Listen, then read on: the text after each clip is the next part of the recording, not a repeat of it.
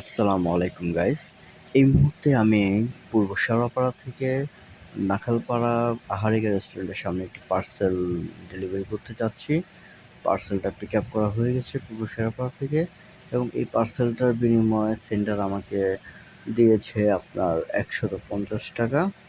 তো যাই হোক, আমি পার্সেলটা ডেলিভারি করতে যাচ্ছি এই চলার পথে আপনাদের মাঝে পার্সেলের দুটো দিক নিয়ে কথা বলবো। একটা হলো long distance pick up fee, এবং আরেকটা হলো সেফটি কাভারেজ ফি। শুরুতে আমরা কথা বলবো long distance pick up fee. Long distance pick up ফিটা পার্সেলের আগে কিন্তু ছিল না। আগে আমরা যত দূর থেকে রিকোয়েস্টটা ঢুকতো, যদি পার্সেলটা ডেলিভারি করতে ইচ্ছুক হতাম, তাহলে অতটুক দূরত্ব থেকে গিয়ে পিক আপ করে তারপর পার্সেলটা আমাদেরকে ডেলিভারি করতে হতো। কিন্তু এখন পার্সেল পাঠাও থেকে নতুন একটি সিস্টেম চালু হয়েছে, যে long distance pick up free. তার মানে আমার যদি নির্দিষ্ট পাঠাও একটা দূরত্ব রেগুলেশন আছে, যেমন 2.5 কিলো মানে 3 কিলোমিটারের ভিতর থেকে আপনার পার্সেলের পিক আপের একটা সেট করা ছিল আগে থেকে, যে 3 কিলোমিটারের ভিতর থেকে পিক আপের দূরত্ব আপনার কাছে আসবে রিকোয়েস্ট।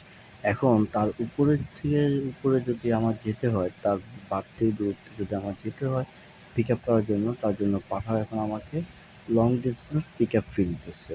আর এই পিক আপ ফি বাবদ দেখা গেছে 18 টাকা, 20 টাকা এরকম আমি একটা এক্সট্রা চার্জ পাচ্ছি এই long distance pick up fee এর জন্য।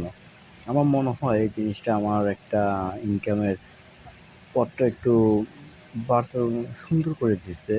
কারণ আমি এই টাকাটা পাওয়ার কারণে, এই 20 টাকা 18 টাকা পাওয়ার কারণে আমার ডেলিভারি টাকাটাও একটু বাড়তি এক্সট্রা পাচ্ছি, যেটা আমার জন্য অনেক হেল্পফুল হচ্ছে।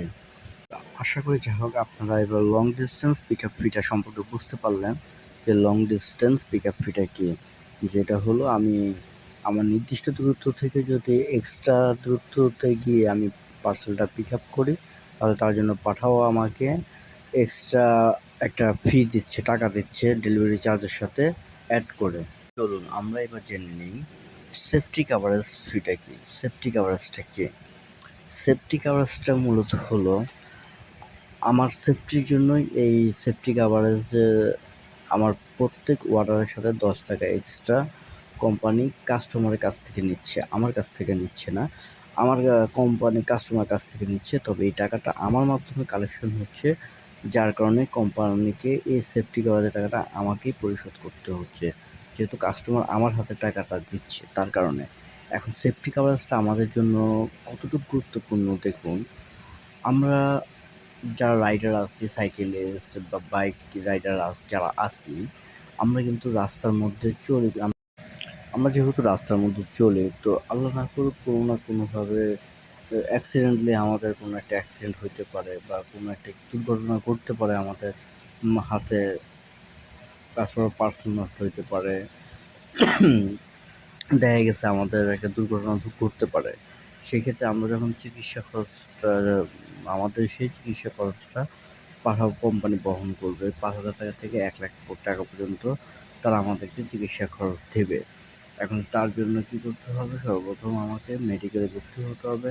আমার যে চিকিৎসা খরচটা বা আমার যে মেডিকেল পেপারসগুলো আছে, ডাক্তারের প্রেসক্রিপশন, মেডিকেল পেপার, এগুলো যদি আমি কোম্পানিতে সাবমিট করি বা সাপোর্টে যোগাযোগ করি, এগুলো জমা দেই, তাহলে কোম্পানি খুব দ্রুত আমাকে আমার সেফটি কাভারেজের টাকাটা দিয়ে দেবে। বলতে বলতে আমরা এই মুহূর্তে চলে আসলাম আমাদের ডেলিভারি লোকেশনে। এই দেখেন পার্সেলটি, কাস্টমারকে কল দেওয়া হয়েছে, কাস্টমার আসতেছে বললো, কাস্টমার আমাকে অপেক্ষা করতে বলছে। আমি কাস্টমারের অপেক্ষা করতেছি আহারিকা রেস্টুরেন্টের সামনে। তারপর কাস্টমার আসলে পার্সেলটি তাকে দিয়ে দেবো। আপনারা দেখতে পাচ্ছেন পার্সেলটি নিয়ে আমি দাঁড়িয়ে আছি কাস্টমারের জন্য। দুর্ভাগ্যবশত কিছুক্ষণ অপেক্ষা করার পরে কাস্টমারকে আমি আবার রিটার্ন কল দিলাম, দিয়ে তাকে পিক আপ করলাম। সেগুলো ডেলিভারি লোকেশনটা ভুল হয়েছে, সেটা গুলশান। তারপর আমি আবার রাস্তা ঘুরে আবার গুলশান লিংক রোডে আসলাম। গুলশান তেজগাঁ লিংক রোড কাস্টমারের ডেলিভারি লোকেশনে, যেখানে তার এক্সাক্ট লোকেশন ছিল এই আহারিকা রেস্টুরেন্ট। গুলশানে এখানেও একটি আহারিকা রেস্টুরেন্ট ছিল। তো এতে আমার একটু ক্ষতি হলো, আমার একটা সময় নষ্ট হলো, আমার অনেকটা রাস্তা ঘুরতে হয়েছে, যার জন্য আমি আর এক্সট্রা ডেলিভারি চার্জ পাবো না, যেহেতু সেন্ডার আমাকে টাকাটা পরিশোধ করে দিয়েছে। রিসিভার তো আমাকে কোনো টাকা দিবেই না। এখন রিসিভার যদি ভালো হয়, তাহলে সে যদি আমার কষ্ট বুঝে যদি আমাকে কিছু বকশিস দিল, টিপ দিল, সেটা ভিন্ন বিষয়। তবে রিসিভারের সাথে কথা বলে যেটা মনে মনে হলো যে সে আমাকে কোনো এক্সট্রা চার্জ বা টিপস দিবে না। যাই হোক গাইস, আপনাদের সাথে কথা বলতে বলতে, আড্ডা দিতে দিতে আমার ডেলিভারিটি শেষ করলাম। আপনাদের সাথে দুটো পাঠাও পার্সেলের দুটো দিক নিয়েও কথা বললাম। আশা করি আপনারা আমার ভিডিও দেখার জন্য আমাকে ফলো দিয়ে রাখবেন এবং ভালোবাসা দিবেন।